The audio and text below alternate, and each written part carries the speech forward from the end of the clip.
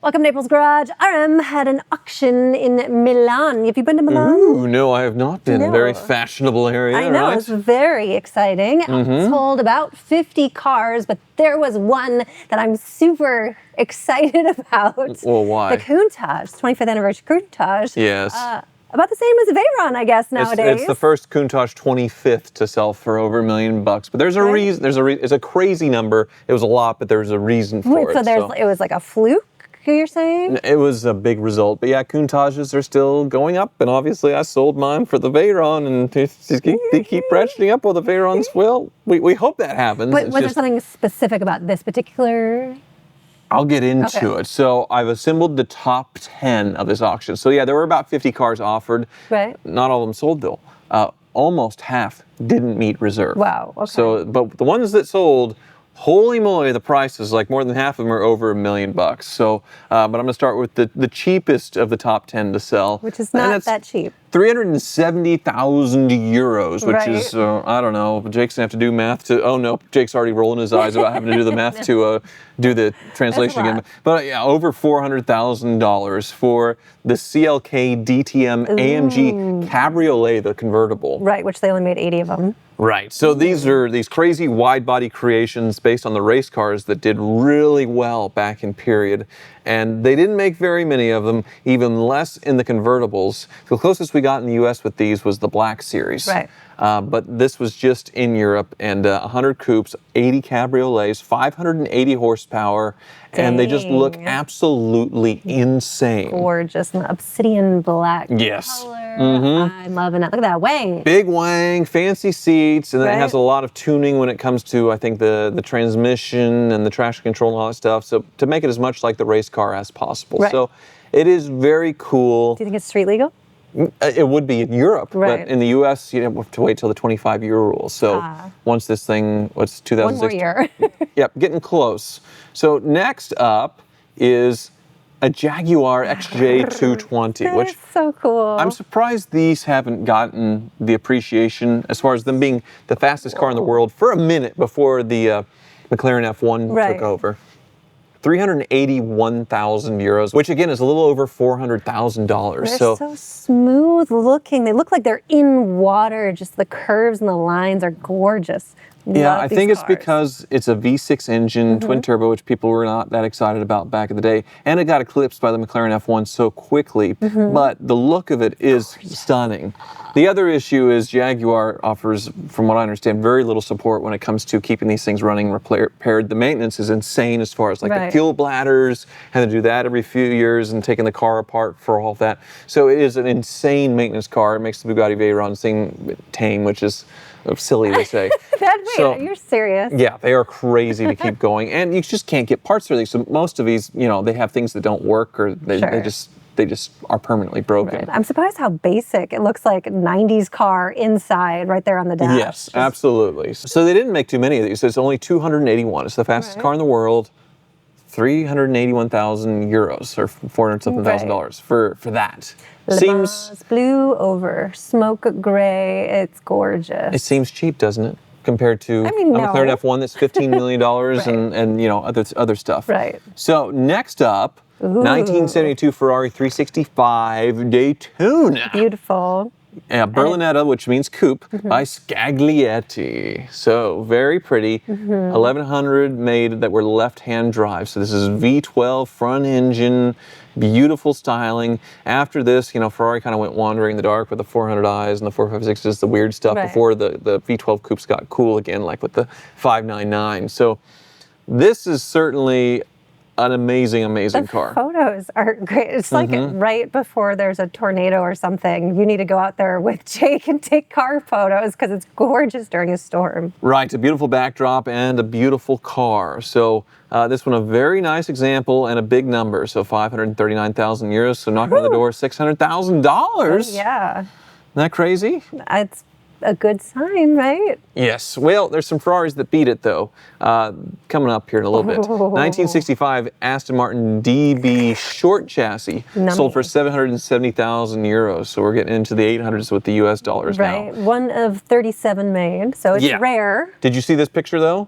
They believe it was from the European Auto Show in 1965 that those different colors believed to be the same car. That is so cool. Whoops. So they got some Playmates to pose around it. Yes. I love that. I feel like we don't really do that much like that anymore. No, girls aren't posing on cars all that much anymore. Canceled right now. But the reason why this was built, in 1965, the DB6 was already out. It was longer. It was more usable, had a back seat, but they had leftover DB5 chassis. Right. And they're thinking, well, what do we do with these? Yeah. And they decided to make, what they had left of the chassis of the short wheelbase convertibles. So they're DB5 chassis, but they're DB6 looks and engines and all the modern stuff, but the shorter ones. So they're very rare and very desirable. Just 37 of these built. Yeah, the price to match.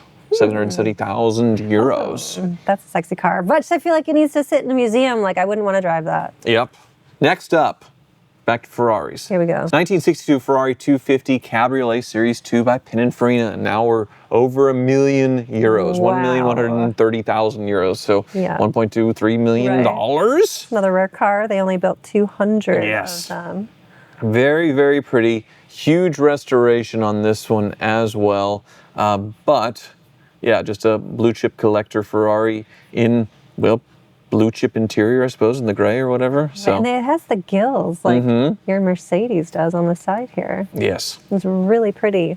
Again, another car I wouldn't want to drive on the road in the wild. Yeah, these early front engine V12 Ferraris are always just nuts. And yeah, the values are crazy. So as far as values go for early V12, like this is in the lower end of, $1 million is basically the floor on this stuff, because you go later with the 275 GTPs and the GTOs and all that stuff, it just gets crazy. Yeah. So, but yeah, still over €1 million. Next up, though, is the Countach, which you talked about. So this is an 89 25th. Yes. And here's the crazy part. It has 12,000 kilometers on it. So it has some miles, like 6,000 miles. Sure. It's not like 0 miles on it for it to bring $1 million. So it's been driven some. Was it driven by someone famous? Is that why? Nope.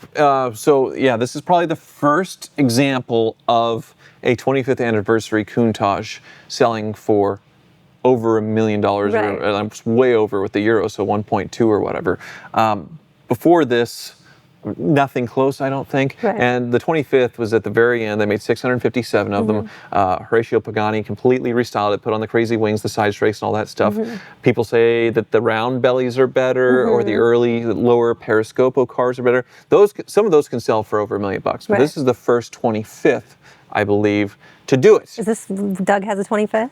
No, he doesn't. He has the round belly one. He thinks these are ugly. He constantly talks about my car being ugly. But the big difference is this is a downdraft car. Okay. So mine was fuel injected. This is a downdraft, and the way that you can tell is the big hump in the back. I see. So it has carburetors, I believe 6 carburetors in the back, which gave it a lot more horsepower. I think like over 100 more horsepower, better throatier noise from the V12, way more desirable and rarer to get a downdraft Countach towards the end. So you can see very different looking in the engine bay than mine. So that's the reason why. It's a downdraft, it's a cool color. It is, I mean, kilometers to miles, it is 6,000, 7,000 miles or whatever. So it is very, very low mileage, but this, I believe, was way over their estimates. I would say so. And a big result, and you bet Ed Bullion sent it to me and said, hey, how you feel about selling a Countach for a Veyron? He rubbed it in. He wanted to know my thoughts on it, and I was like, it's a downdraft, but yeah, still. Anyway, we did have that result with the Veyron at Mecum for $2.6 or $7 million. It didn't break any records with that because it was a Grand Sport Vitesse. Mine's just a normal 16.4. But the Veyrons, they just don't pop up for sale as often as Countaches, and when they do, they sometimes don't meet reserve. So, we might get 2 or 3 results on Veyrons a year versus every auction will have a Countach, and it might be a new record. So, yeah, big money there. It's gorgeous. That's exciting to watch that market go up.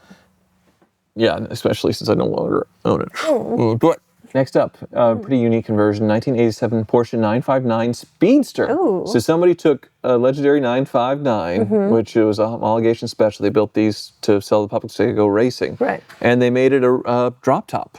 And this company did it back in 1989. I believe they were offering it for sale at the Frankfurt Motor Show for $1.2 million.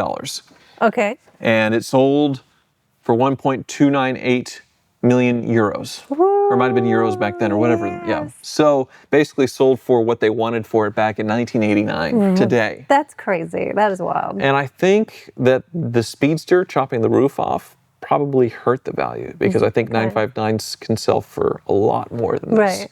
So obviously in the Porsche world, the coupes are worth the most. The Targa is second, the Cabriolets last, of course, in the older air-cooled.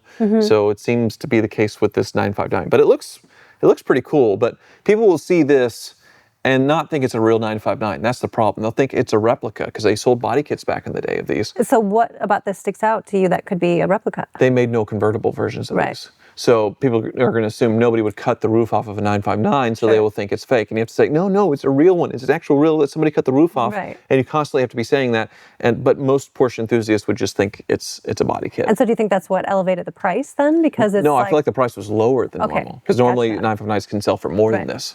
So, 1.298 million euros. So, I don't know, $1.5 million, give or take. I mean, I don't like convertibles that much. Gonna mess up my hair, so I wouldn't pay more for it. T-tops. Yeah, I usually keep them on. On the Grand National. Not as much wind with the T-tops. I suppose, you're right. So, that's an interesting result there. But next up, this is a pretty crazy one. 1,580,000 euros for a 2010 Lamborghini Reventon. Ooh, the jet inspired. Or what does the O mean on the Reventon? I guess there's a little apostrophe on it. Reventon Roadster. And these are Murcielago SVs that are given, basically a crazier look and some crazier tech in the day that I imagine is a little dated. But yeah, look at the instrument cluster. It's supposed to make it feel like you're in like the next generation stealth fighter or whatever. Yeah. And they sold these. You don't like that? I'd rather have a Murcielago SV for half the price. Right. It's the same thing. It's just a body kit. But it was a big gimmick to move these cars because they were moving on to the Aventador next. And they wanted to sell some cars, so they did this Reventon, and they got people to pay over $1 million for these because they limited it to, I think, 20 coupes and a few convertibles, something like that. Really low production. It does look cool, but I wouldn't pay this much for it. Right. I get what you're saying. Yeah. So next up, 1989 Ferrari F40. So this is $3 million US, roughly. 2.8 million euros is what it sold for. And this one is a Euro car, so it doesn't have the catalytic converter. I think they call it a weird thing. A non-cat. Non-cat, non-adjust. So it's the higher horsepower version. It's not restricted by anything. It had a recent restoration on it. Yes. Well, not too recent, 2021. 2021 is pretty recent and 17,000 kilometers. So completely redone and very low mileage for the years and the desirable being the Euro, the higher horsepower one. So big result there. $3 million. That's crazy. That's gorgeous. It makes me feel good that the car world, it's still, they're not scared where there's all the gossip and everything going on in the car world, and the prices are still fantastic and climbing. Less than 10 years ago, that was $500,000. What? Yeah. If I could go back in time, I would buy as many of those as possible. 15 years ago, you could buy a McLaren F1 for under $1 million. Right. And in 5 years from now, we're going to say you could have bought a Countach for $500,000. Well, hopefully it's a Veyron, and never mind. But that's the hope. We can get the Veyrons are 5 or 10 million. Right. Probably not going to happen. So number one on the list. Queen for me. Okay, the big top result girl. here. 1971 Lamborghini Miura P400 SV. So super veloce. Yes. 3,900,000 euros. Gorgeous. So over $4 million for the fast Miura SV, the most desirable, the original supercar from Lamborghini, one of the most beautiful cars ever. And wait, did you just say that? It is. In your opinion? One of them. Because that's, okay, you did say one of them. One of them. Because these are gorgeous, timeless, started that kind of supercar trend to build off, and it is just stunning. That's like the pinnacle that needs to be in a museum and stay there forever. Right, so 150 Miura SVs built. This one, they don't know the history of it until the 1980s. It was owned by a dentist named Norman Baker, which normally dentists, pretty boring cars. Not this dentist. And look at the spec on this thing. Gorgeous. Red with the gold lower stripe like the SV, but then a blue interior, so like a Superman spec. Absolutely wild spec on this thing. And I believe it was repainted because of the crazy spec. Yeah, it was painted blue at one point to match because that made a lot more sense. But now it's back in red and just absolutely crazy looking. and a crazy result So in someone Milan. painted that blue because the interior was blue. Yeah, they wanted to match. Like this is too loud and crazy. It's crazy because guys are like, oh, girls get so picky over colors all the time. Like your Veyron, the interior was changed to blue, and it's originally what, saddle? It was saddle tan, right? yep. And see, guys can be just as picky as girls. I suppose. So Milan, that was a very, I'm sure, fun auction to be. As far as not that many cars as far as volume, but the quality there. The quality was is pretty unbelievable. crazy. Right. We need to put that on the list of auctions to visit. What do you think? Oh yes, that'd be wonderful. We came to Florida for their RM event with Moto Miami. Right. Gorgeous. They did a fantastic job. Yes. And Milan is on the list. Thanks so much for watching.